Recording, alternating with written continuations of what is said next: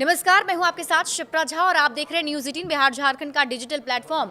बिहार विधानसभा चुनाव से पहले मुख्यमंत्री नीतीश कुमार ने एक बार फिर अपनी पुरानी पहचान सियासी संतुलन साधने वाले खिलाड़ी के तौर पर सामने ला दी है। अल्पसंख्यक कल्याण विभाग के एक कार्यक्रम में उनके मंच पर हुए एक वाक्य ने राजनीतिक गलियारे में नई बहस छेड़ दी। दरअसल इस कार्यक्रम के दौरान कुछ लोग सीएम का सम्मान करने के लिए उन्हें इस्लामिक टोपी पहनाना चाहते थे। इसके बाद बिहार सरकार के अल्पसंख्यक मंत्री जमा खां भी आगे बढ़े और उन्होंने नीतीश कुमार को काली टोपी पहनाने की कोशिश की, लेकिन नीतीश कुमार ने टोपी पहनने की बजाय मुस्कुराते हुए टोपी वापस मंत्री जमा खान को ही दे दी।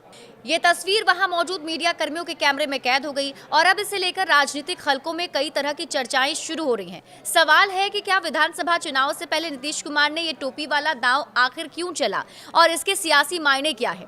हालांकि इससे पहले यह जानना भी जरूरी है कि नीतीश कुमार ने बीते दिनों सीतामढ़ी में कार्यक्रम के दौरान तिलक भी नहीं लगवाया था, तो नीतीश कुमार की बैलेंस पॉलिटिक्स की क्या झलक है। देखिए, नीतीश कुमार की राजनीति की सबसे बड़ी खासियत ये रही है कि वे कभी भी एक तरफा झुकाव नहीं दिखाते। वे हिंदू वोट बैंक और अल्पसंख्यक वोट बैंक दोनों को साधने की कोशिश में रहते हैं। यही वजह है कि इस बार भी उन्होंने मंच पर किसी एक समुदाय की धार्मिक पहचान वाली टोपी पहनने से परहेज किया। अगर नीतीश कुमार इस्लामिक टोपी पहन लेते तो विपक्ष और बीजेपी खेमे में कुछ नेता इस चुनावी साल में तुष्टीकरण की राजनीति करार देते। वहीं अगर वे मंत्री की दी हुई काली टोपी पहन लेते तो अल्पसंख्यक वर्ग में यह संदेश जा सकता था कि वे केवल दिखावे के लिए उनके कार्यक्रम में आते हैं।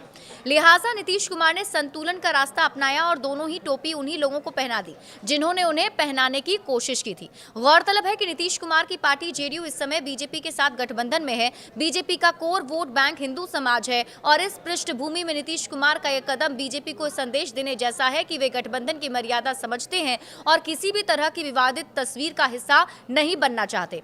हालांकि कुछ लोग इस वाक्य को नीतीश कुमार के हाल फिलहाल के अन्य कदमों से जोड़कर भी देख रहे हैं, जब विपक्ष की ओर से नीतीश कुमार के स्वास्थ्य पर भी सवाल उठाए जाते रहे हैं। इससे पहले भी नीतीश कुमार एस सिद्धार्थ को माला पहनाते हुए या किसी अन्य साथी मंत्री को फूल देते हुए नजर आते रहे हैं।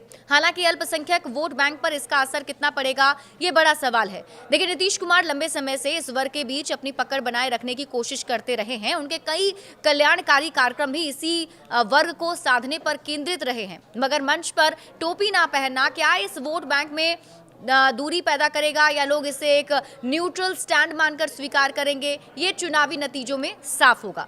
क्या कोई चुनावी साल में बड़ा संदेश है? हालांकि इस प्रकरण को लेकर राजनीतिक विश्लेषक का ये मानना है कि मदरसा बोर्ड शताब्दी समारोह कार्यक्रम के दौरान सीएम नीतीश कुमार ने जिस तरह से टोपी अपने मंत्री को पहना दी, ये उनके प्यार को दर्शाता है। इसे सियासी संदेश से जोड़कर देखने की बहुत जरूरत नहीं है। सीएम नीतीश कुमार इससे पहले माला अपने साथी को पहना देते थे, कभी गुलदस्ता अपने मंत्रियों को दे देते थे। ये सब उनके हल्के फुल्के अंदाज की बातें हैं। इसको बहुत अधिक सियासत से जोड़ने की जरूरत नहीं है। संतुलन साधने वाले नेता हैं नीतीश कुमार। आपको बता दें कि बिहार की राजनीति में नीतीश कुमार हमेशा संतुलन साधने वाले नेता की छवि के साथ देखे जाते हैं। आने वाले दिनों में यह जरूर देखा जाएगा कि इस घटना का अल्पसंख्यक वोट बैंक पर कितना असर पड़ता है और बीजेपी गठबंधन में ये किस तरह का संदेश देता है। बड़े अपडेट्स के लिए आप जुड़े रहिए न्यूज 18 बिहार झारखंड के साथ।